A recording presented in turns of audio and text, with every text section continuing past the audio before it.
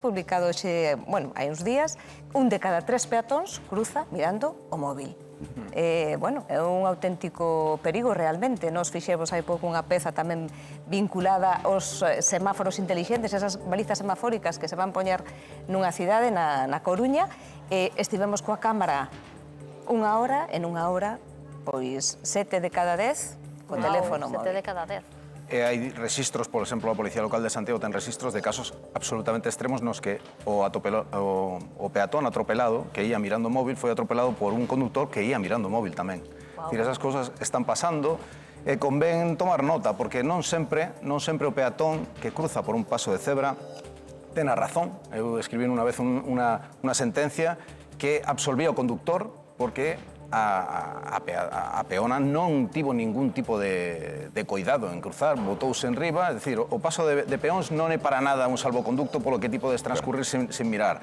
O conductor pode ter a razón, aínda que... Pero que curioso, non? Nese caso, que indo polo paso de peóns, que sí que podes pensar que tes unha clarísima preferencia, sexes atropelado e por non ter a precaución de mirar antes de cruzar, pois deanlle a razón neste caso o conductor. Claro. A verdade é que os datos impactan, non dubidamos deles, pero sí que é certo que cada vez vivimos máis zombificados por estes aparellos. David Zamor, imos ver como evitar atropelos con o noso experto Maximino Pérez.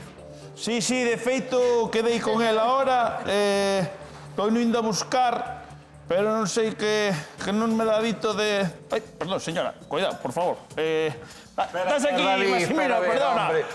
Ves mirando o móvil pensando por paso de peóns. Pero que dara contigo, non podo que mirando... Vamos a ver. O paso de peóns, primeiro, non é unha prolongación da beira rúa. Vale, Isto é cruzar unha vía pública, onde pasan coches ao mesmo tempo, motos, camións, de todo. E, por tanto, hai atropelos, como ben decían na mesa, é un sitio onde pode haber atropelos e, inda que teñas preferencia, a preferencia nunca é un seguro de supervivencia. Quer dicir, bueno, a porcentaxe altísima, además, de xente atropelada que é porque a causa de que van mirando os móviles ou despistados. O que xa conocemos ahora en seguridade vial como peón tecnolóxico. Peón tecnolóxico. Peón tecnolóxico. Hai un rocker no xedrez e o peón tecnolóxico. Sí, mirando cousas, mirando no móvil, despístate totalmente e non atendes ao tráfico. Entón, claro, este é o gran problema. O gran problema é que non estás no que estás. Hai que ter en conta unha cousa. Se vas como peón, sempre vas ter as de perder. E podes ter responsabilidade penal se cruzas vendo o móvil, non? Exactamente, penal ou civil, dependendo dos daños que causes ou o que sexa, non? Pero, que dicir, ainda que ti tiñas preferencia de paso, non quere dicir con eso que os demais che podan ver.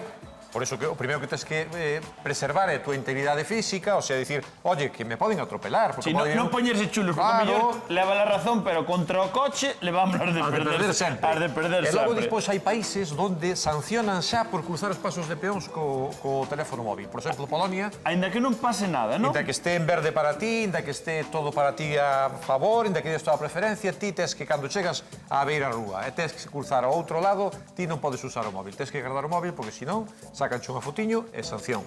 Pero sacan foto e están sacando o móvil, entonces tamén a sanción para que sacan a sanción.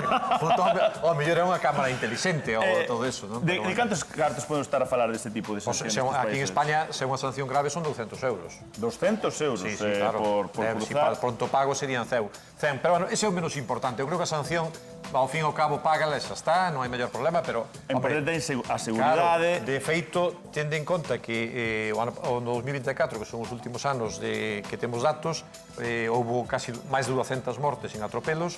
Xa sabedes que ahora se fabrican coches incluso prevendo os atropelos e que detectan e que frean, porque realmente morre moitísima xente por isto. Pois moitísimas gracias, Maximino. Entón, hai que intentar evitalo, sexa como sexa. Correcto. Pois máis despois sobre como cruzar ben os pasos de peóns, a seguridade e como comportarnos ante estas circunstancias.